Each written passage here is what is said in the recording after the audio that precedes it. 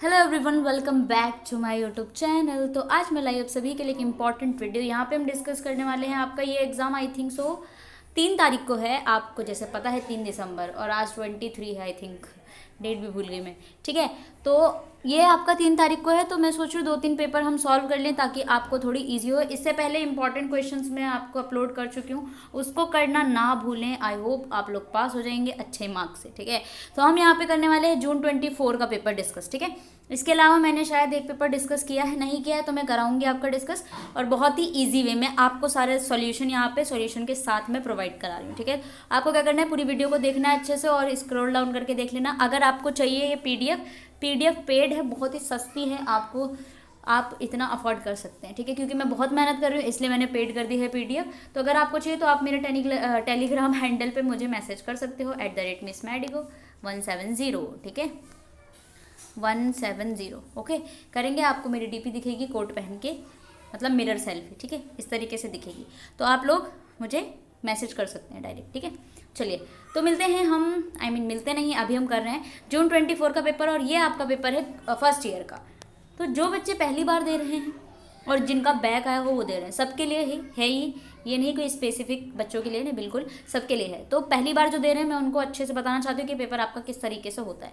तो यहाँ पे आपका पेपर जो है वो 2 घंटे का है।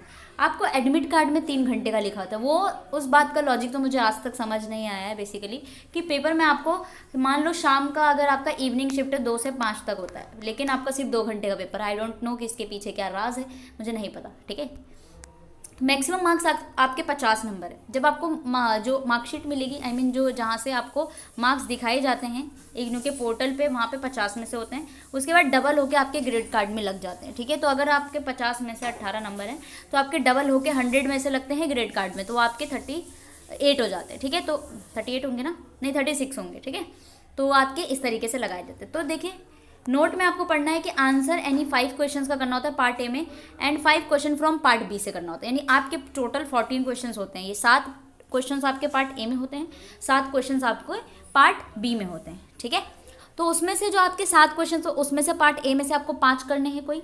ठीक है, कोई नहीं आता कोई आता है। ठीक है, तो ऑप्शन देती है, तो थोड़ा सा अच्छा काम भी कर रही है इग्नू, है ना। उसके बाद जो है पार्ट बी में भी आपके 7 क्वेश्चंस होते हैं, उसमें से आपको 5 करने हैं, और सारे के सारे इक्वल मार्क्स के होते हैं, यानी कि 5-5 नंबर, यानी हर एक क्वेश्चन 5 नंबर का होगा बेसिकली, तभी 50 नंबर बनेंगे। ठीक है, तो चलिए हम क्वेश्चन नंबर 1 से स्टार्ट कर रहे हैं, जो पार्ट ए है आपका। चलिए, क्योंकि पार्ट ए आपका 25 मार्क्स का होगा, देन पार्ट बी भी आपका 25 मार्क्स का होगा। आप अगर क्वेश्चंस करेंगे ना, 7 में से 5 करेंगे तो यहाँ पे 25 हो जाएंगे, 5 मार्क का एक क्वेश्चन होगा। ओके, तो चलिए हम स्टार्ट कर लेते हैं क्वेश्चन नंबर 1 से। क्वेश्चन नंबर 1 का ए पार्ट है, यानी कि पहले का 1 part. What are the main postulate of Bohr's atomic theory. आपने बोर्स एटॉमिक थ्योरी पढ़ी होगी, नाम इनका बोर है लेकिन आपको बोर नहीं करते, बहुत ही इंटरेस्टिंग थ्योरी इन्होंने दी। ठीक है, उसके बाद बी पार्ट देखो, आंसर हम करेंगे। ठीक है, मैं इसलिए ये 2 क्वेश्चन कराती हूँ, यानी यहाँ से, ताकि बार बार स्क्रॉल ना करना पड़े। ठीक है, चलिए बी में आपको बताना है energy value of an electron if n is equal to infinity. आपको एनर्जी के बारे में बहुत ज़्यादा बोर पोस्टुलेट में से ये कि n1 पे जब होता है तो आपकी कितनी एनर्जी होती है। n1 मतलब ग्राउंड स्टेट, यानी कि पहले ऑर्बिट में होगा, अगर उसको हम ग्राउंड स्टेट कहते हैं। तो जब n1 में होगा तो कितनी वैल्यू होती है आपकी एनर्जी की, होती है -13.6 इलेक्ट्रॉन वोल्ट। तो ये बोल रहा है इन्फिनिटी चले जाओ, यानी बहुत ही दूर चले जाओ तो कितनी एनर्जी होगी। ठीक है, तो चलिए हम देख लेते हैं, आंसर पे चलते हैं। ओके, ठीक है, आपको आंसर के साथ मिलेगी तो आप पढ़ सकते हो। देखो, क्योंकि बेसिकली आपको PYQs छोड़ने नहीं है, पढ़ के जाने हैं। मैं यहाँ पे सॉल्व करा रही हूँ अच्छे से। ठीक है, तो देखो भाई क्वेश्चन के साथ हैं। चलिए, तो मेन पोस्टुलेट है बोर एटॉमिक थ्योरी, जो दी थी ना, उनका नाम था नील्स बोर, 1913 में देखा था। और अंडरस्टैंड एटॉमिक स्ट्रक्चर के बारे में इन्होंने बताया था। मेन पोस्टुलेट देखेंगे, यानी एटॉमिक जो हमारा एटम है उसके बारे में इन्होंने बताया था। ठीक है, कि एटम है, उसके बीच में एक पॉजिटिव चार्ज होता है, एक पॉजिटिव चार्ज होता है, वो क्या है, न्यूक्लियस है आपका। ठीक है, इलेक्ट्रॉन इसके चारों तरफ घूमते रहते हैं, वो क्या है, आपके नेगेटिवली चार्ज होते हैं। ठीक है, चलिए, तो इन्होंने मेन पोस्टुलेट में सबसे पहली चीज़ बोली थी कि आपकी एनर्जी क्वांटाइज्ड होती है। ठीक है, क्वांटाइज एनर्जी लेवल, सबसे पहला पोस्टुलेट क्या है, quantized energy level. Electron in atom can only exist in specific discrete energy level, या ऑर्बिट पे होते हैं। इनका लेवल जो होता है वो फिक्स होता है। मान लो आपका ये एटम है, एटम के बीच में आपका इलेक्ट्रॉन जो है ना, इस तरीके से ऑर्बिट में चलते हैं, और इनका जो होता है ना, जो भी लेवल्स होता है, एनर्जी जो होती है वो क्वांटाइज यानी फिक्स होती है एनर्जी, हर एक ऑर्बिट की फिक्स होगी एनर्जी। N1 की अलग एनर्जी है, N2 की अलग एनर्जी है, यानी N1 N2 जो मैं बोल रही हूँ आपको वो एक ऑर्बिट को रिप्रेजेंट कर रहा है, ठीक है। तो आपके इलेक्ट्रॉन, लाइक अगर मैं इससे बात करूँ रदरफोर्ड की, तो रदरफोर्ड ने बोला था ये आपका एटम है, उसके बीच में पॉजिटिव चार्ज का न्यूक्लियस है, इलेक्ट्रॉन जो है वो एक स्पाइरल पाथ में करता है, एक स्पाइरल पाथ में जो होता है इसके चारों तरफ घूमता है। आप देखो स्पाइरल का मतलब क्या है, कुछ इस तरीके से, कुछ इस तरीके से, इस तरीके से, है ना, ये स्पाइरल है, ये स्पाइरल है। तो कहीं ना कहीं अगर मान लो आपका इलेक्ट्रॉन ऐसे इस तरीके से चल रहा है, तो कहीं ना कहीं कभी ऐसा दिन आने वाला है, ठीक है, जो आपका इलेक्ट्रॉन जो है वो पूरा पूरा क्या होगा, न्यूक्लियस जो है ना उससे घुस जाएगा, यानी कि उससे बम्बार्ड हो सकता है, यानी कबूम हो सकता है, ठीक है, फट सकता है। इसीलिए इन्होंने बोला था कि ये स्पाइरली अरेंज होता है ना। तो इसको ड्रॉबैक था ये रदरफोर्ड का, तो उसको ओवरकम करने के लिए हमारे पास आए थे बोर्स। तो बोर्स ने बोला कि क्वांटाइज एनर्जी लेवल है भाई, यानी कि जो आपका ये न्यूक्लियस है उसके चारों तरफ अगर आपके इलेक्ट्रॉन घूम रहे तो एक ऑर्बिट में घूमेगा, देखो यहीं पे घूमेगा, स्पाइरली वो न्यूक्लियस तक नहीं पहुंचेगा, दूसरे में अगर घूम रहा है तो ये घूमेगा। तो कुछ ना कुछ क्वांटाइजेशन एनर्जी का, एनर्जी फिक्स है, ठीक है, ये बात कही थी। दूसरा पॉइंट देखो, सर्कुलर ऑर्बिट है, यानी आपके इलेक्ट्रॉन जो है वो न्यूक्लियस के चारों तरफ जो घूमेगा वो फिक्स एक सर्कुलर ऑर्बिट में घूमेगा, एक सेंट्रीपिटल फोर्स के थ्रू। जब भी सर्कुलर मोशन होता है तो उसमें सेंट्रीपिटल फोर्स लगता है, ठीक है, वो फिजिक्स के लिए। थोड़ा सा आप लिख दोगे ना तो एग्जामिनर खुश हो जाएगा यार कि पढ़ा लिखा बच्चा है। तो देखो ये आपका है, अभी मैंने बताया ये इस तरीके से ऑर्बिट में घूमेगा घूमेगा घूमेगा, ये मैं एक ही, ये एक ऑर्बिट है, इसी में इलेक्ट्रॉन ऐसे घूमते रहेंगे, वो तो बनाने में ऐसा हो रहा है, ठीक है, किस स्पाइरली, ठीक है। दूसरी चीज, नो एनर्जी एमिशन, यस, कोई भी एनर्जी एमिशन नहीं होती। मान लो आपका ये न्यूक्लियस है, इलेक्ट्रॉन ऐसे घूम रहा है ना, कोई एनर्जी रिलीज नहीं कर रहा है, आराम से घूम रहा है, कोई एनर्जी एमिट या एब्जॉर्ब नहीं कर रहा है भाई। लेकिन रदरफोर्ड ने बोला था कि जब स्पाइरली घूम रहा था ना इलेक्ट्रॉन, तो भाई ना कुछ एनर्जी एमिट कर रहा था, तो ऐसा कुछ भी नहीं है। तो इनके मेन पोस्टुलेट में आप लिखोगे कि नो एनर्जी एमिशन इन ए स्टेबल ऑर्बिट, ठीक है। एनर्जी एमिशन एंड एब्जॉर्प्शन की अगर हम बात करते हैं, जब इलेक्ट्रॉन घूमता है तो एनर्जी एब्जॉर्ब और एमिट नहीं होती, लेकिन जब आपका एनर्जी आप N1 से N2 की तरफ जाओगे, यानी ऑर्बिट में जंप लगाओगे, तो एनर्जी एब्जॉर्ब होगी, एनर्जी एमिट होगी। एनर्जी एमिट कब होगी, जब आप N1, ठीक है, एनर्जी एमिट यानी क्या हो रहा है, एनर्जी बाहर निकल रही है। तो आप लोअर, जब आप हायर ऑर्बिट से, ठीक है, जब आप हायर ऑर्बिट से लाइक आपका N2 से N1 की तरफ आ रहे हो, नीचे आ रहे हो, यानी बैक जंप कर रहे हो, तो उस टाइम पे एनर्जी रिलीज होगी, ठीक है, आप बहुत मेहनत से नीचे की तरफ आ रहे हो, ठीक है, एनर्जी रिलीज होगी। जब आप लोअर ऑर्बिट से हायर ऑर्बिट की तरफ जाओगे, यानी N1 से N2 की तरफ जाते हो, तो जो एनर्जी जो होती है वो एब्जॉर्ब होती है, ठीक है। This is the phenomena of energy emission and absorption. Electrons can jump between energy level by absorbing और emitting in the form of photons की फॉर्म में होता है। फोटॉन्स के आपके एक पैकेट के फॉर्म में एनर्जी है। एनर्जी ऑफ एमिटेड और absorb photons corresponding different in energy between the two levels. तो दो लेवल्स के बीच में एनर्जी एमिट हो रही है और एनर्जी क्या हो रही है, ट्रांसफर हो रही है, यानी कि एब्जॉर्ब हो रही है। एंगुलर मोमेंटम क्वांटाइजेशन का फॉर्मूला देता है, क्योंकि आपका जो बोहर्स है वो क्वांटम मैकेनिक्स पे डिपेंड करता है, ठीक है, क्वांटम थ्योरी यही लेकर आया था। तो the angular momentum of an electron in an orbit, तो जो एंगुलर मोमेंटम होता है जिसे एल से रिप्रेजेंट करते हैं, जो कि आपका MVR होता है, ठीक है, ये क्वांटाइज होता है, ठीक है, और ये आपका NH/2π के बराबर होता है, ठीक है, NH/2π के मल्टीपल इंटीग्रल होता है।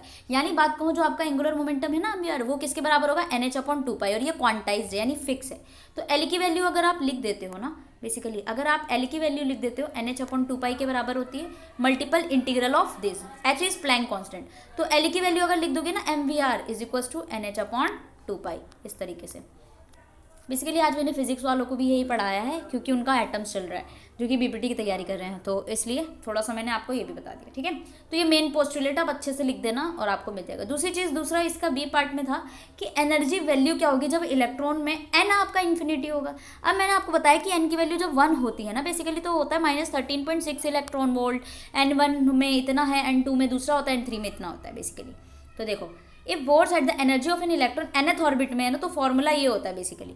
फॉर्मूला क्या है, -13.6 डिवाइडेड बाय n², ये फॉर्मूला है। n की वैल्यू डालते जाओगे आपको एनर्जी मिलती जाएगी। n की वैल्यू मान लो n इज इक्वल टू 1 है तो आपका 13.6, n इज इक्वल टू 2 होगा तो आपका -3.4 हो जाएगा। ये फॉर्मूला होता है। अब इस पर इन्फिनिटी पे डालो, ये क्या है, एनर्जी ऑफ एन इलेक्ट्रॉन, किसमें, इलेक्ट्रॉन वोल्ट में। n क्या है, प्रिंसिपल क्वांटम नंबर यानी ऑर्बिट का नंबर। ऑर्बिट आपका N1 है कि N2 है। n क्या है आपका, इन्फिनिटी रखेंगे क्योंकि हमें इन्फिनिटी रखना है। तो देखो कैसे फॉर्मूला लगाएंगे, -13.6 डिवाइड n² यानी इन्फिनिटी का स्क्वायर। इन्फिनिटी का स्क्वायर आता है तो पूरी वैल्यू आपकी 0 हो जाती है। तो जब आपकी n, आप इन्फिनिटी तक जाओगे, n अगर इन्फिनिटी तक जाओगे तो आपकी एनर्जी जो होगी वो आपकी 0 हो जाएगी, ठीक है।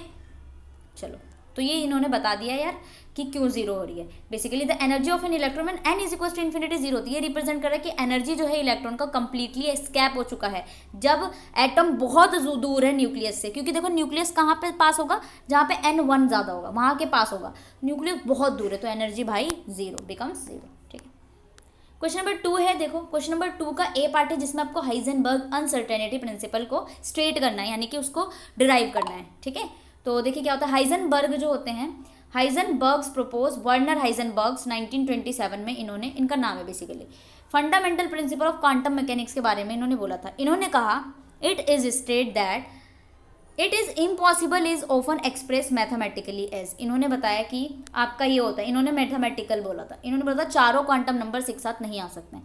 इन्होंने एक ऐसे फॉर्मूला लगाया delta x delta P greater than H upon 4 पाई। इन्होंने ये फॉर्मूला दिया, तो आप ये फॉर्मूला लिख दोगे ना बेसिकली तो बहुत ही खुशी मिलेगी एग्जामिनर को। जहाँ पे डेल्टा एक्स आपका uncertainty in position, delta P है अनसर्टेनिटी इन मोमेंटम, एच जो है वो आपका प्लैंक कॉन्स्टेंट। ठीक है, चलिए, this mean that more precise we know that position of a particle is less precise we can know its momentum and vice versa। तो हमें मोमेंटम के बारे में इन्होंने बताया था। ठीक है, उसके बाद आपके इसमें पार्ट बी में लिखना है resonance structure of nitrate. Nitrate ion आपका होता है नाइट्रेट होता है नाइट्रेट, अरे यार पेन चल जा, NO3-, ये आपका नाइट्रेट आयन है। तो इसका आपको रेजोनेंस लिखना है। रेजोनेंस स्ट्रक्चर क्या होता है, बेसिकली एक मॉलिक्यूल या फिर आयन का एक रिप्रेजेंटेशन होता है जहाँ पे बॉन्डिंग स्ट्रक्चर को एक लुईस स्ट्रक्चर के थ्रू लिखाते हैं। ठीक है, nitrate ion has 3 resonance structure इनके बनते हैं। तो देखो सबसे पहला स्ट्रक्चर क्या है, आप नाइट्रेट आयन का बनाओगे N = O- double bond O और एक डबल बॉन्ड O। ठीक है, क्या आपका पहला स्ट्रक्चर है रेजोनेंस। रेजोनेंस जो होता है ना, हाइब्रिड स्ट्रक्चर्स भी बनते हैं। अब देखो ये है इस बार N, आपकी बार -O- इधर आ गया, डबल बॉन्ड इधर आ गया और डबल बॉन्ड, ठीक है, ये होगा N2O। ठीक है, NO3, यहाँ पे इस बार डबल बॉन्ड, आपकी बार माइनस इधर है, O इधर है एंड डबल बॉन्ड O। इस तरीके से 3 स्ट्रक्चर बनेंगे। ठीक है, अब देखो in each resonance structure there is 1 double bond between the nitrogen atom and 1 of the oxygen atom. एक डबल बॉन्ड है ही, एंड सिंगल बॉन्ड भी है एक nitrogen atom and other 2 oxygen के बीच में। नेगेटिव चार्ज डीलोकलाइज हो रहा है तीनों ऑक्सीजन में। तो जो रेजोनेंस स्ट्रक्चर बनता है हम उसको डीलोकलाइजेशन ऑफ इलेक्ट्रॉन्स की बात करते हैं। जो आपका माइनस साइन है पहले इस वाले ऑक्सीजन पे था, ठीक है, जो N लगा हुआ है आपका, फिर इधर वाले ऑक्सीजन पे माइनस साइन था। ठीक है, तो इसको हम बोलते हैं डीलोकलाइजेशन, यानी शिफ्टिंग होती है चार्ज की। ठीक है, क्वेश्चन नंबर 3 में आपको लिखना है इलेक्ट्रॉनिक कॉन्फ़िगरेशन ऑफ नायोबियम, जिसका एटॉमिक नंबर 41 होता है। अब आपको पता होगा, आपने लिखा होगा इलेक्ट्रॉनिक कॉन्फ़िगरेशन, जिसमें 1s2, 2s2p, 3s3p, 4s3d, 4p, 5s 4p। अगर आप नहीं याद है तो यार याद कर लो, क्योंकि बहुत इंपॉर्टेंट है, इलेक्ट्रॉनिक कॉन्फ़िगरेशन से आ रहा है। अब देखो हमने नायोबियम जहाँ पे 41 आपका इलेक्ट्रॉनिक नंबर है, Z है। ठीक है, 1s में 2 भरेंगे, 2s में 2 भरेंगे, 2p में 6, 3s2, 3p 6, 4s2, 3d 10, 4p 6, 5s1, 4d 4। अब गिनते हैं, 2 2 4 6 10, तो 12 6 18, 2 20 10 30 और 6 36 और एक 37 और 4 41 हो गया। ये इलेक्ट्रॉनिक कॉन्फ़िगरेशन है। तो ये इलेक्ट्रॉनिक कॉन्फ़िगरेशन लिखने को आता है। This configuration does not strictly follow the above principal.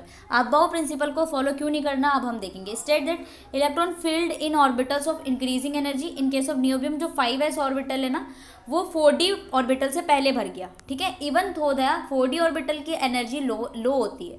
This is because 4d orbital has higher effective nuclear charge होता है। इनकी एनर्जी लो होती है लेकिन इफेक्टिव न्यूक्लियर चार्ज होता है, जो कि इलेक्ट्रॉन को पुल कर देता है, न्यूक्लियस के पास आ जाता है, तो ये ज़्यादा स्टेबल बन जाता है। ठीक है, तो आप बायो प्रिंसिपल को ही फॉलो नहीं कर रहा। क्वेश्चन नंबर 4 का ये है, आपको बताना है आयनाइजेशन एनर्जी क्या होती है।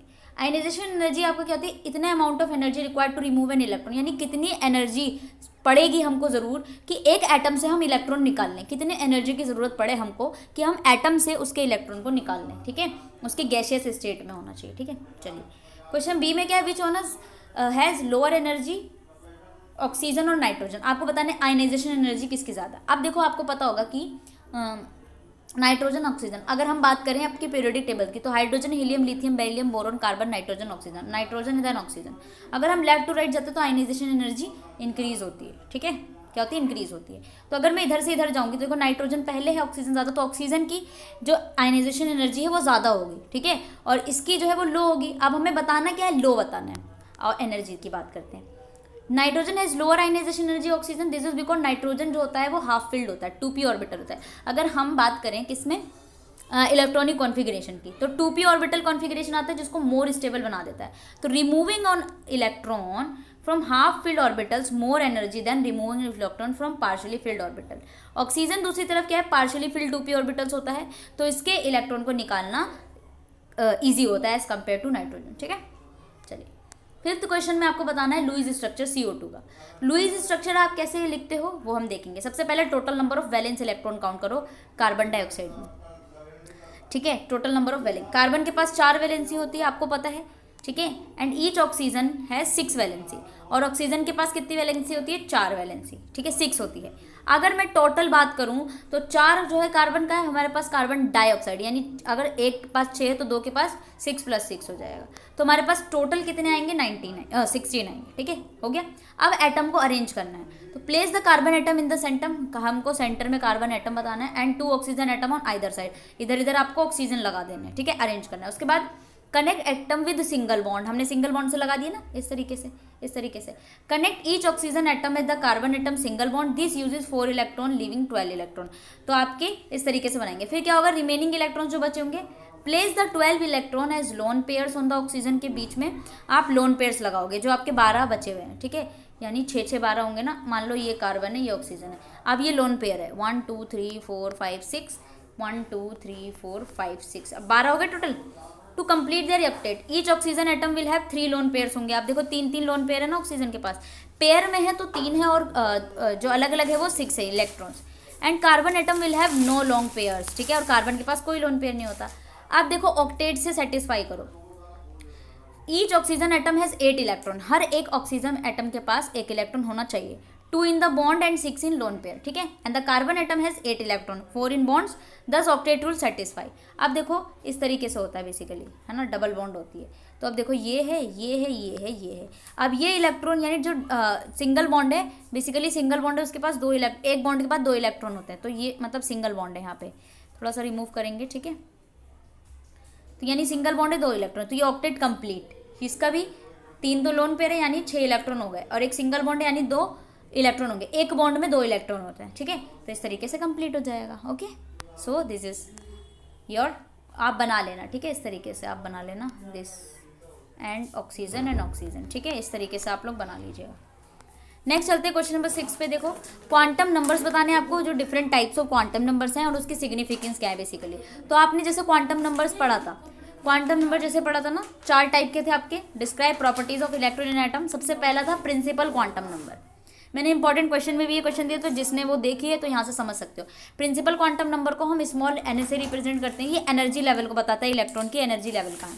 पॉजिटिव इंटीग्रल लेवल के बारे में बताता है, 1 2 3 इस तरीके से होता है। Larger the value of n higher the energy, जितना ज़्यादा एन की वैल्यू होगी उतनी ज़्यादा एनर्जी होगी। ठीक है, related to the size energy of the orbital. ठीक है, एंगुलर मोमेंटम क्वांटम नंबर। ठीक है, एक होता है एल, जिसको हम एजीम्यूथल क्वांटम नंबर भी कहते हैं, एल से रिप्रेजेंट करते हैं। ये क्या बताता है, शेप ऑफ द ऑर्बिटल। ठीक है, इसमें इंटीग्रल वैल्यूज जो होती है ना 0 to n-1 होती है, हर एक वैल्यू n के लिए। ये ऑर्बिटल एंगुलर मोमेंटम को डिटरमाइन करता है। वैल्यूज जो होती है वो किस तरीके से होती है, 0 1 2 3 और SPD, यानी कि अगर एल की वैल्यू 0 है तो वो s ऑर्बिटल में आएगा, एल की वैल्यू 1 है तो वो p ऑर्बिटल है, एल की वैल्यू 2 है तो d ऑर्बिटल है, एल की वैल्यू 3 है तो f ऑर्बिटल है। ठीक है, क्योंकि नंबर ऑफ ऑर्बिटल्स के बारे में बता रहा है। नेक्स्ट है आपका magnetic quantum number. Magnetic quantum number क्या है, स्पेसिफिक ओरिएंटेशन बताता है ऑर्बिटल का। इंटीग्रल वैल्यूज होती है -L से +L तक होती है। ठीक है, डिटरमाइंड डायरेक्शन भी बताता है ऑर्बिटल एंगुलर मोमेंटम का। नेक्स्ट है स्पिन क्वांटम नंबर। ये इंट्रिंसिक स्पिन होता है, कैन हैव वैल्यू, एक होती है पॉजिटिव हाफ और एक होती है -12। ये जो होता है डायरेक्शन बताता है कि इलेक्ट्रॉन इस डायरेक्शन में या फिर ऊपर डायरेक्शन, ऊपर में +12 -12। ठीक है, ये क्वांटम नंबर है, कंप्लीट डिस्क्रिप्शन देता है आपको एनर्जी के बारे में, शेप के बारे में, ओरिएंटेशन और स्पिन ऑफ एन इलेक्ट्रॉन के बारे में, electronic configuration, atom and molecule के बारे में। ठीक है, नेक्स्ट क्वेश्चन पे चलते हैं, पार्ट बी। पार्ट 1 हमारा हो चुका है, हमने सारे क्वेश्चन कर लिए। पार्ट बी में हम चलते हैं 7th। 1 मिनट क्वेश्चन पेपर देखो। ठीक है, ये भी कर लिया हमने, ओरिएंटेशन कर दिया, different type of quantum number कर लिए। ठीक है, अब है 7th, ये पार्ट बी में आ गया है बेसिकली, लेकिन ये ए में है। शॉर्ट नोट्स लिखना है आपको। ठीक है, किसको लिखना है, एक तो हमें बताना है कि linear combination atomic orbital, application बताना है हमें स्क्रोडिंगर इक्वेशन का। ठीक है, फिर पार्ट बी स्टार्ट होगा 8 से, तो थोड़ा सा मिस्टेक हो गया। ठीक है, तो चलते हैं नेक्स्ट में क्वेश्चन नंबर 7 में। Question number 7, linear combination of atomic orbitals. LCO जो होता है वो आपके क्वांटम मैकेनिकल अप्रोच होता है, जिसको हम क्या करते हैं, डिस्क्राइब करते हैं फॉर मोलिकुलर ऑर्बिटल्स के बारे में। ठीक है, एटॉमिक ऑर्बिटल्स के मोलिकुलर ऑर्बिटल के बारे में इन्फॉर्मेशन गैदर करने के लिए हम यूज़ करते हैं एलसीएओ को। इसके अंदर मैथमेटिकली कंबाइनिंग एटॉमिक ऑर्बिटल्स आते हैं, दो न्यू मोलिकुलर ऑर्बिट्स बनाते हैं, यानी एटॉमिक ऑर्बिटल मिल करके मोलिकुलर ऑर्बिटल बनाते हैं। ठीक है, की पॉइंट्स देखो, इसमें होता है कंस्ट्रक्टिव इंटरफेरेंस। कंस्ट्रक्टिव इंटरफेरेंस क्या होता है, जब एटॉमिक ऑर्बिटल कंबाइन होती है सेम फेज में, बॉन्डिंग मोलिकुलर ऑर्बिटल बन जाती है, तो lower in energy stabilize the molecule. ठीक है, ठीक है ना। और कंस्ट्रक्टिव एक होता है डिस्ट्रक्टिव इंटरफेरेंस। ये क्या होता है, जब एटॉमिक ऑर्बिटल्स आप कंबाइन करते हो अपोजिट फेज में, और उसके बाद वो और मोलिकुलर ऑर्बिटल बनाता है, which is higher in energy होती है, डिसस्टेबलाइज कर देता है मॉलिक्यूल को। ठीक है, देन उसके बाद आता है मोलिकुलर ऑर्बिटल थ्योरी। इसमें भी हम एलसीओ का यूज़ करते हैं मोलिकुलर ऑर्बिटल्स बनाने के लिए। Molecular properties like bond order, bond length and molecular geometry का हम यूज़ करते हैं। ठीक है, इसके बी देखो, हमें बताना है एप्लीकेशन ऑफ स्क्वायरडिंगर इक्वेशन के बारे में। ठीक है, स्क्वायरडिंगर इक्वेशन क्या है, आपकी फंडामेंटल इक्वेशन होती है क्वांटम मैकेनिक्स के अंदर, जो कि डिस्क्राइब करती है क्वांटम सिस्टम के बिहेवियर को, पर्टिकुलरली वेव फंक्शन के बारे में बताती है पार्टिकल के, और कई सारे इसके एप्लीकेशन है सर, जैसे कि आप कहाँ यूज़ करते हो, एटॉमिक स्ट्रक्चर को जानने के लिए स्क्वायरडिंगर इक्वेशन को यूज़ करते हो। Energy equation help predict the energy level, wave functions के बारे में बताते हैं एटम्स का, बेटर अंडरस्टैंडिंग होती है इलेक्ट्रॉनिक स्ट्रक्चर के बारे में। दूसरी चीज़ केमिकल बॉन्डिंग के बारे में, कि इक्वेशन आपको हम देखेंगे कि फॉर्मेशन कैसे होती है, प्रॉपर्टी क्या है केमिकल बॉन्डिंग की।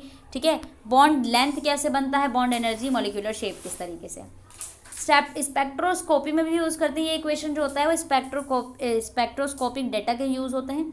एनर्जी ऑफ इलेक्ट्रॉनिक ट्रांजिशन में यूज़ कर रहे हैं मॉलिक्यूल्स एंड एटम के। ठीक है, क्वांटम मैकेनिक्स में यूज़ कर रहे हैं, मैथमेटिकली फ्रेमवर्क देता है, solving problem in quantum mechanics, enabling calculation behaviour and particles. ठीक है, मटीरियल साइंस में हम यूज़ करते हैं एनालाइज करने के लिए कि मटेरियल किस प्रॉपर्टी से स्पेसिफिक है। ठीक है, लाइक सुपर कंडक्टर्स हैं, सेमी कंडक्टर्स हैं, नैनो मटीरियल्स हैं, इस तरीके से। क्वेश्चन नंबर 8 है, उसका ए पार्ट है, देखो यहाँ से पार्ट बी स्टार्ट हो रहा है, उसमें आपको बताना है इनैंशियोमर एंड डायस्टीरियोमर। एक बार क्वेश्चन पेपर पे चलते हैं, देखो क्वेश्चन पेपर 8 क्वेश्चन नंबर 8 आपको बताना है डिफरेंस बिटवीन इनैंशियोमर्स एंड डायस्टीरियोमर्स। ठीक है, और फिर उसका एक एग्जाम्पल भी देना है। ओके, देन उसके बाद बी है, why is staggered conformation ethane more stable होता है एक्लिप्स से, ये क्यों होता है ऐसा, ये बताना है। ठीक है, दोनों क्वेश्चंस पहले कर लेंगे, फिर 9th पे आएंगे। आज ही कंप्लीट करा दूंगी मैं इसको, ताकि आपको नेक्स्ट डे पर ना रहना पड़े। एनांशियोमर्स क्या होता है, एक non super impossible mirror image होती है। मान लो आपके इस तरीके से कोई इमेज है, इस तरीके से दिख रही है, और दूसरी इमेज इस तरीके से तो आप इसके ऊपर अगर लगाओगे तो नॉन सुपर इम्पॉसिबल होगी, तो एक डंडा इस साइड आ जाएगा ना, तो वो नॉन सुपर इम्पॉसिबल होती है। They have the same physical and chemical property होती है, इसकी इंट्रैक्शन, जब प्लेन पोलराइज लाइट होती है उसमें इंट्रैक्शन नहीं होता, बल्कि chemical and physical property same होती है। एग्जाम्पल के लिए आप लिख सकते हो D and L form of amino acid. ठीक है, डायस्टीरियोमर्स जो है, इनैंशियोमर की बात करते हैं। अब डायस्टीरियोमर्स आपके एक स्टीरियोमर्स होते हैं जो not mirror image of each other होते हैं, they have different physical and chemical properties होती है। एग्जांपल के लिए ले लो cis and trans isomer of butane. ठीक है, इसका एक एक एग्जांपल याद कर लेना। आपको बताना है कि वाई स्टैगर्ड कन्फर्मेशन जो होता है ना इथेन का, वो मोर स्टेबल है देन एक्लिप्स है।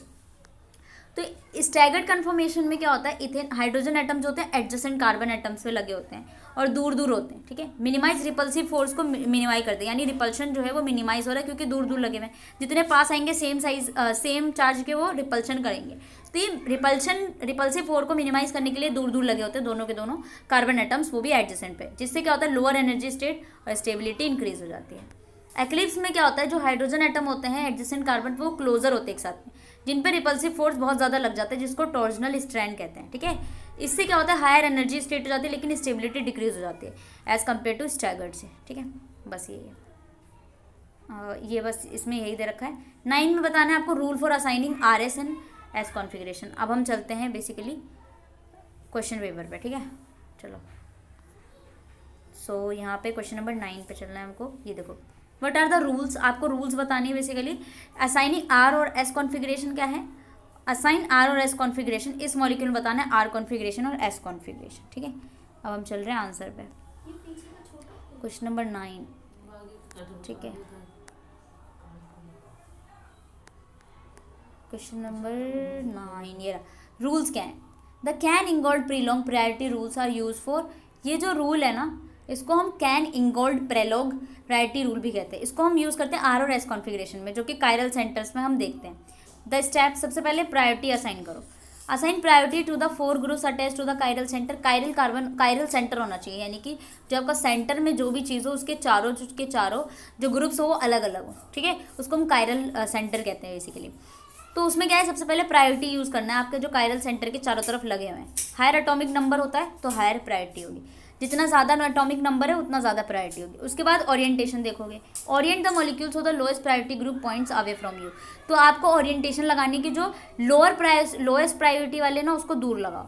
फिर एक कर्व ड्रॉ करो फ्रॉम द हाईएस्ट प्रायोरिटी से लोअर प्रायोरिटी की तरफ। हाईएस्ट प्रायोरिटी ग्रुप सेकंड पे आएगी, फिर उसके बाद थर्ड हाईएस्ट होगी, ठीक है, सबसे पहले आएगी। Configuration, if the curve is clockwise, अगर कर्व जो है आपका क्लॉकवाइज है तो कॉन्फ़िगरेशन आपका आर है, अगर कर्व काउंटर क्लॉकवाइज है तो कॉन्फ़िगरेशन एस है। अप्लाइंग द गिवन मॉलिक्यूल, तो इसमें आपको लगाना है गिवन मॉलिक्यूल जो आपको दे रखा है। सबसे पहले प्रायोरिटाइजेशन करो। CHO के पास C जो है हाईएस्ट एटॉमिक नंबर है, देन OH, ठीक है, हाईएस्ट एटॉमिक नंबर है, उसके बाद C has higher atomic number than H, ठीक है। तो लोएस्ट प्रायोरिटी आपकी H की आ गई, सबसे ज़्यादा CHO की आएगी। तो यहाँ पे जब आप अप्लाई करोगे, ओरिएंटेशन देखोगे तो H जो होगी वो लोएस्ट प्रायोरिटी होगी, already pointing away from us. Curve बनाओगे आप CHO से लेकर के बनाओगे CH2OH में, जो कि क्लॉकवाइज होगा, तो कॉन्फ़िगरेशन जो है वो आपका आर है, ठीक है। आप इस तरीके से देख सकते हैं, यहाँ पे H की तरफ बनाओगे कॉन्फ़िगरेशन आर है। एक सेकेंड, हम उस पर चलते हैं क्वेश्चन पेपर पे। यहाँ पे देखो इसका वो नहीं आया है,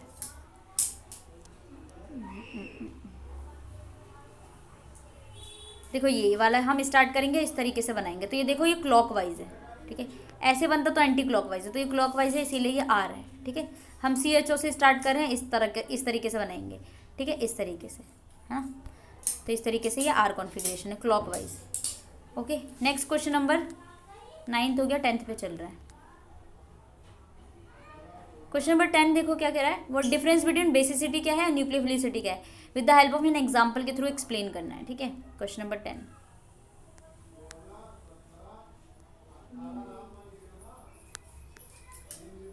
10 पे चल रहे हैं। ये देखो, आपको बताना है यहाँ पे बेसिसिटी क्या है और न्यूक्लियोफिलिसिटी क्या है। बेसिसिटी सबसे पहले देख लेते हैं। बेसिसिटी क्या है, the ability of species to donate a lone pair. Basicity का मतलब है बेसिक नेचर, यानी आप एक प्रोटॉन डोनेट कर दे रहे हो, ठीक है। Stronger bases readily accept protons, ठीक है, to a proton. Okay, nucleophilicity क्या है, ऐसी जो स्पीशीज डोनेट करे lone pair of an electron और इलेक्ट्रॉन डेफिशिएंट एटम को, यानी किसी के पास डेफिशिएंसी है तो उसको एक लोन पेयर दे दो। Stronger nucleophile donate electron from new bonds, ठीक है। एग्जाम्पल के ले लो, OH ले लो आप, एक हाइड्रोक्साइड आयन और एक फ्लोराइड आयन ले लो। बेसिसिटी, OH ग्रुप जो होता है स्ट्रॉन्गर बेस होता है देन F, बिकॉज ऑक्सीजन जो होता है मोर इलेक्ट्रोनेगेटिव होता है, जिसकी वजह से जो फ्लोरीन से, तो ये लोन पेयर होते हैं, लोन पेयर बनाते हैं।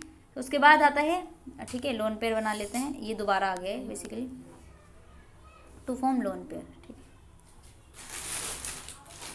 Making the lone pair on oxygen और available for proton donation. Nucleophilicity क्या है, जब आपका F जो होता है स्ट्रॉन्गर न्यूक्लियोफाइल होता है O से, क्योंकि फ्लोराइन जो होता है स्मॉलर होता है ऑक्सीजन से, जिससे हायर कंसंट्रेशन होती है इलेक्ट्रॉन डेंसिटी से फ्लोरीन एटम से। ये क्या होता है, मोर लाइकली F जो होता है लोन पेयर को डोनेट कर देता है, ठीक है, इलेक्ट्रॉन डेफिशिएंट सेंटर बन जाता है। उसके बाद क्वेश्चन नंबर 11 पे आते हैं, जिसमें आपको हकल्स रूल करना है। हकल्स रूल क्या होता है, बेसिकली कंपाउंड एरोमेटिक है कि नहीं है। सबसे पहला कंपाउंड क्या होना चाहिए, प्लेनर होना चाहिए, मस्ट भी प्लेनर हो, साइक्लिक हो, कॉन्जुगेट हो, यानी जो मॉलिक्यूल हो मस्ट हैव कंटिन्यूस रिंग होना चाहिए पी ऑर्बिटल्स में। उसके बाद फोर्थ चीज़ जो वो करता है वो 4n+2 इलेक्ट्रॉन्स को जो है वो फॉलो करना चाहिए। Molecule must have total of 4n+2 pi electrons होने चाहिए, जहाँ पे n जो होता है वो 0 1 2 इस तरीके से हो, ठीक है, 4n+2। अब देखो हम यहाँ पे क्लासीफाई करेंगे। कंपाउंड नंबर 1 जो आपको दे रखा है ना क्वेश्चन में, सबसे पहले वहाँ पे देख लेते हैं कंपाउंड 1, ठीक है। क्वेश्चन नंबर 10 पे थे, हम 11 पे है ना। देखो इसमें से आपका जैसे ये कंपाउंड है, एक तो सबसे पहले ये आपका साइक्लिक है, तो साइक्लिक है, प्लेनर है, वो भी है। उसके बाद हमें देखना है कि 4n+ आपका ये पाई बॉन्ड्स बना रहे, देखो single bond double bond, single bond double bond, इस तरीके से कॉन्जुगेशन होना चाहिए। फिर क्या ये 2n+पाई 4n+पाई को फॉलो कर रहा है, वो हम देखेंगे, ठीक है। इसमें भी ये साइक्लिक है, बिल्कुल है साइक्लिक। और यहाँ पे देखो लोन पेयर है, ये सिंगल, इसको बॉन्ड की तरह कंसिडर करते हैं। फिर एक गैप, फिर डबल बॉन्ड, फिर गैप, डबल बॉन्ड, फिर गैप, फिर आपका लोन पेयर। तो दोनों ही फॉलो कर रहा है। अब हम देखेंगे किस तरीके से फॉलो कर रहा है, ठीक है। क्वेश्चन नंबर 11, ठीक है। कंपाउंड 1 में देखो, this is compound not aromatic because it is not cyclic, cyclic ही नहीं है। दूसरा कंपाउंड जो है वो आपका एरोमेटिक है लेकिन प्लेनर है, साइक्लिक कॉन्जुगेशन है और इसके पास 6 पाई इलेक्ट्रॉन्स है, ठीक है। 4n+2 को फॉलो कर रहा है, ठीक है। 4n+2 को फॉलो कर रहा है, n = 1 रख के 6 पाई इलेक्ट्रॉन्स, ओके। पहला वाला साइक्लिक ही नहीं है, सॉरी मैंने गलती कर दी उसमें। अब इसमें आपको बताना है क्वेश्चन नंबर 12 में, arrange the following acid in the increasing order of acid strength. आपको इंक्रीजिंग ऑर्डर में लगाना है, ये एसिड है, यानी इस पे एक मिथाइल लगा, इस पे क्लोरीन लगा, इस पे Cl लगा हुआ है, CL4 इस पे Cl3 लगे हुए हैं। इनको आपको इंक्रीजिंग ऑर्डर में लगाना है। इंक्रीजिंग ऑर्डर देखो किस तरीके से लगेगा। आपका सबसे ज़्यादा होगा क्लोरीन 3 जिस पे, फिर क्लोरीन 2 जिस पे, फिर क्लोरीन 1 जिस पे, फिर आपका मिथेन सबसे ज़्यादा, ये जिसके पास क्लोरीन सबसे ज़्यादा लगा हुआ है। तो रीज़न क्या है, the presence of electron withdrawing group लगा हुआ है क्लोरीन, जो कि एसिडिटी को इंक्रीज कर देता है कार्बोक्सिलिक की। मोर क्लोरीन, जितना ज़्यादा क्लोरीन लगे होंगे उतना ज़्यादा उसके पास क्या होगा, इलेक्ट्रॉन्स होंगे, विड्रॉइंग इफेक्ट बनेगा जो कि कंपाउंड को ज़्यादा से ज़्यादा एसिडिक बना देगा। उसके बाद आपके पास है क्वेश्चन नंबर 13, जिसमें आपको क्या करना है, रिएक्शन को कंप्लीट करना है। जब आप इस मॉलिक्यूल को HBr से रिएक्ट कराते हो, परऑक्साइड सॉरी HBr से रिएक्शन करते हो तो क्या बनता है। दूसरा है, सबसे पहला आंसर देखेंगे, पहला आंसर देखो, इससे रिएक्शन कराओगे आप तो आपके पास बनेगा CH3Cl CH3CH Br CH3, यानी यहाँ पे आकर के Br जुड़ जाएगा। इसमें मार्कोनी एडिशन करते हैं, मार्कोनी को मतलब कि जिसके पास हाइड्रोजन कम है वहाँ जाके Br जुड़ जाएगा। तो CH के पास हाइड्रोजन कम है तो वहाँ पे जाके Br जुड़ जाएगा। मैकेनिज्म की अगर हम बात करें तो सबसे पहले इनिशिएशन होता है, HBr को डिसोशिएट कर दो H+Br- में, ठीक है, इनिशिएशन हुआ, इनिशिएशन। फिर प्रोपागेशन होता है, जो इलेक्ट्रोफाइल है H+ वो अटैक करेगा एल्कीन पे, कार्बोकटाइन इंटरमीडिएट बनाएगा। फिर टर्मिनेशन होगा, Br जो होगा वो अटैक कर जाएगा, फिर फाइनल प्रोडक्ट बन जाएगा। सेकंड में देखो, सेकंड में आपको क्या है, HBr परऑक्साइड, तो आपको एंटी मार्कोनी को लगाना है। आपकी बार हाइड्रोजन कहाँ लगाओगे, जहाँ आपकी बार Br कहाँ लगाओगे, जहाँ पे ज़्यादा हाइड्रोजन है, यहाँ पे आके लग जाएगा, ठीक है। Br एंटी मार्कोनी, यहाँ पे भी परऑक्साइड जो होगा वो सबसे पहले क्या करेगा, होमोलिटिक क्लीवेज करेगा, फिर फ्री रेडिकल बनाएगा। फिर प्रोपगेशन होगा, HBr से आप एक ब्रोमीन का रेडिकल बनाओगे, फिर ब्रोमीन को अटैक करोगे एल्कीन पर, फिर टर्मिनेशन होगा, सेकेंडरी रेडिकल पे जाकर के जुड़ जाएगा, ठीक है। 14 क्वेश्चन में आपको बताना है 5 ऑफ द फॉलोइंग में मेन प्रोडक्ट क्या है। आंसर सही। अगर आप रिएक्शन करा रहे हो CH3Br को 2Na से, तो क्या बनता है, तो ये आपकी CH3 बनती है, जिसको हम वुड्स रिएक्शन कहते हैं। नेम रिएक्शन बहुत इंपॉर्टेंट है, उसको अच्छे से करके जाना। नेक्स्ट है, जब आप रिएक्शन कराते हो CH2CH BH3 के साथ तो आपके पास यहाँ पे जो बॉन्ड है वो ब्रेक हो जाएगी और OH जाके जुड़ जाएगा और ये पूरा का पूरा अलग हो जाएगा, जिसको हाइड्रोबोरेशन ऑक्सीडेशन कहते हैं। नेक्स्ट है आपका CH3 है और ये क्रोमियम है Al2O3, इसको ऑक्सीडेशन कहते हैं प्राइमरी अल्कोहल का, तो कार्बोक्सिलिक एसिड आकर के जुड़ जाता है। नेक्स्ट क्वेश्चन है CH3CH2Br और यहाँ पे C2H5OH और KOH से आप रिएक्शन कराते हो, विलियमसन सिंथेसिस होता है, जहाँ पे आपके पास यहाँ पे CH3CH2 ये है, Br हट गया और C2H5 यहाँ लग गया, BrOH अलग हो जाता है। उसके बाद नेक्स्ट है आपका HOCH2CH2CH2CH2OH NaNH2, एलिमिनेशन रिएक्शन है, यहाँ पे देखो डबल बॉन्ड लग जाती है, ठीक है। फिर 6 में देखो यहाँ पे CH डबल बॉन्ड CH है, I लगा हुआ है, उसके बाद NH, इसको हम एल्काइनेशन कहते हैं, टर्मिनल वाला है ना उस पर आकर के जुड़ जाते हैं, जिसको एल्काइलेशन कह देते हैं। नेक्स्ट है आपका प्राइमरी अल्कोहल का ऑक्सीडेशन कर रहे हो, यही है, वही करा देता मैंने, 6 तक हो गया ना। लास्ट है आपका देखो CH3CH2C triple bond C CH2CH3, आप BH3OH से कराते हो, सेम है हाइड्रोबोरेशन रिएक्शन, यानी कि आपका ये बनता है CH3CH2, आपका बॉन्ड ब्रेक हो जाएगा, ठीक है बेसिकली। तो ये आपका पूरा पेपर था, ये हमने सॉल्व कर लिया है। इसकी PDF चाहिए तो आप मुझसे ले सकते हैं, PDF पेड है, ठीक है। आप मुझे मेरे डायरेक्टली DM कर सकते हैं मुझे, ठीक है। चलिए, तो ये क्वेश्चन है, इसको आप लोग अच्छे से कर लेना, सारे क्वेश्चंस इंपॉर्टेंट है। हमने 24 का पेपर किया, इसके बाद मैं 1-2 पेपर और कराऊंगी इसके, ठीक है, ताकि आपको हो जाए। ये आपका शायद 3 तारीख को पेपर है इसका, है ना, 3 दिसंबर को, तो अच्छे से कर लीजिए एंड मिलते हैं नेक्स्ट वीडियो में। जब तक के लिए bye bye and take care.